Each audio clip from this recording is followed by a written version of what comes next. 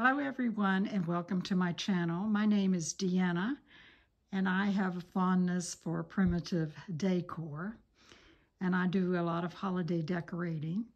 I don't do very many videos anymore, but I thought I would just pop on here and show off my little Halloween display here and the things that I've used to put a display out here on my sideboard here in the dining room.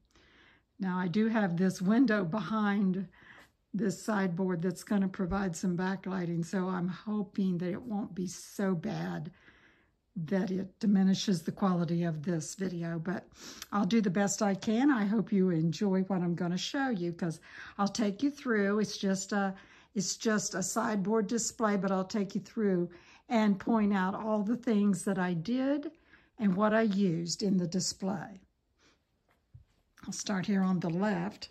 Before I begin, I'll just show you my big mohair bear there called Rufus, and he holds a pumpkin gourd.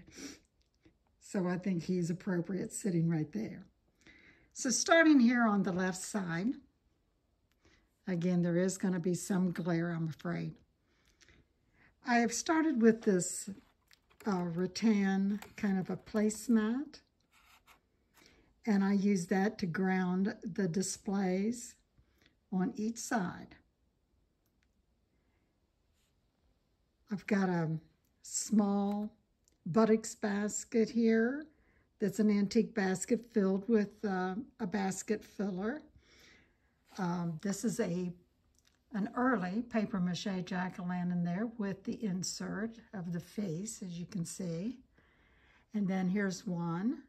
Also has the insert, and he is also sitting in an antique basket. I just have him up on a pedestal to raise him up, give some height to the display. Then alongside of that, I use this greenery that I bought at Hobby Lobby, and then I have some little dried thistles that I've just spread along around things.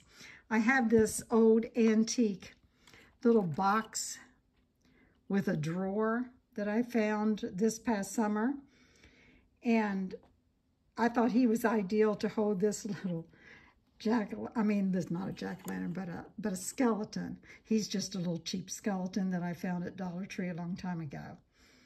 This is a little whistle, this piece here, that's in the form of a giant, it's a wooden piece. And on top of this sits a Towware tumbler.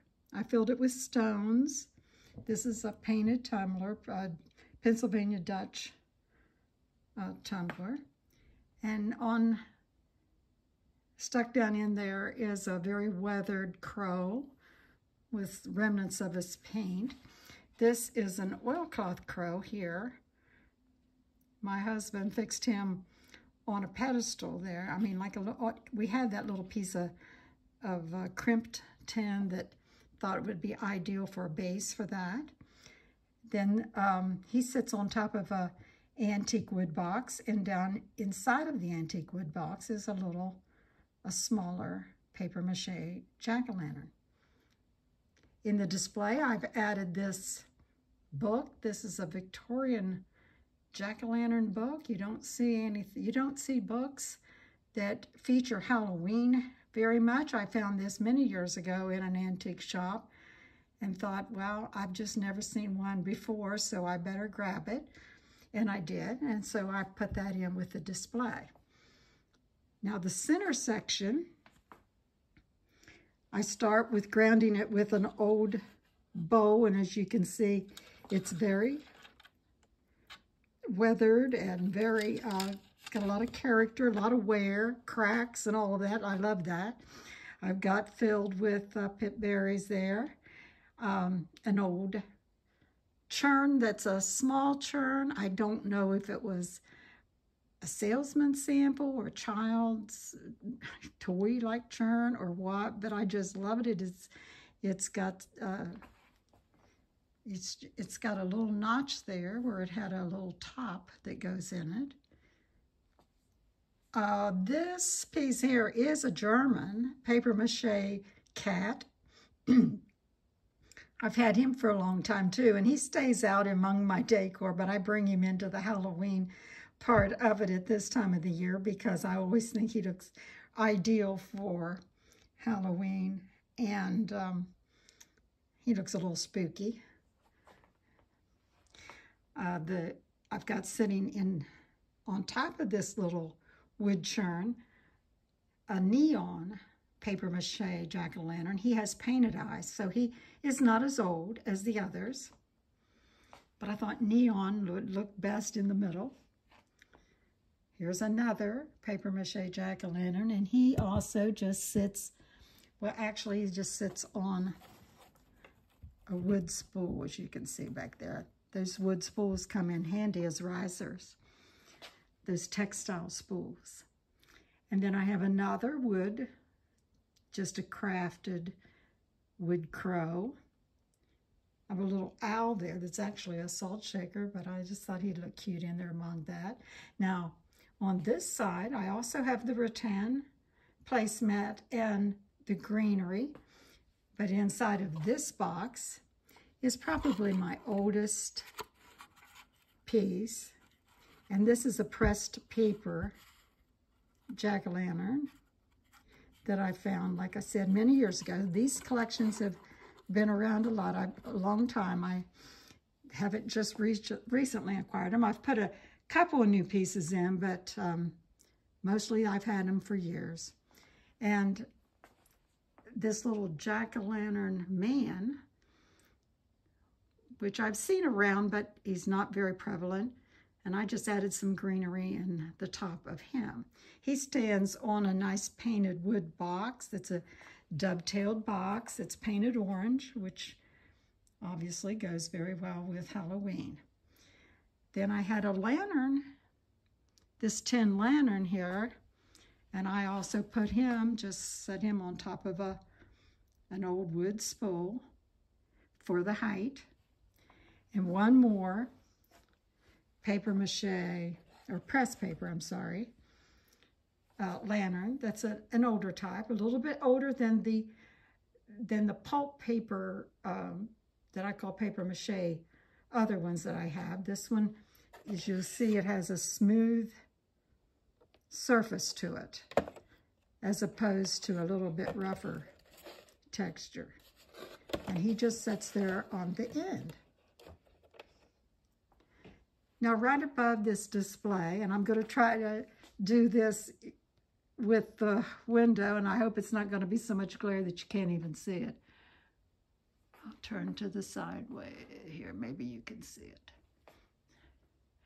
I bought this spider at Dollar Tree. It's just a little cheap spider that I found. And I thought, how could I hang him and make him look good? And I had this little wire basket. The basket has a heart. I don't know if you can see that. I'll try from the other side as well. See which way you can see it, okay? So I just hung him from a command hook, and I thought that just made the perfect backdrop for the Halloween display.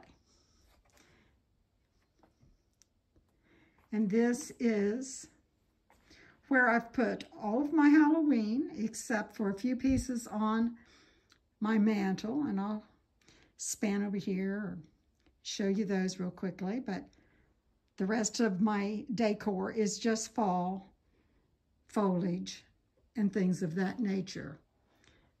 Now over here on my mantle, I do have a Bliss dollhouse where I've added a little ghost coming out of the window. I have a little bench there, a little toy bench that I added another little papier-mâché jack-o'-lantern, little blocks that say fall, a little Halloween postcard, and some more little ceramic pumpkins. Those all sit on the mantle. And if I can, oops, I'm sorry. If I can pull back here just a little bit, I'll show you. I keep the primitive portrait out. And I just decorate around that portrait.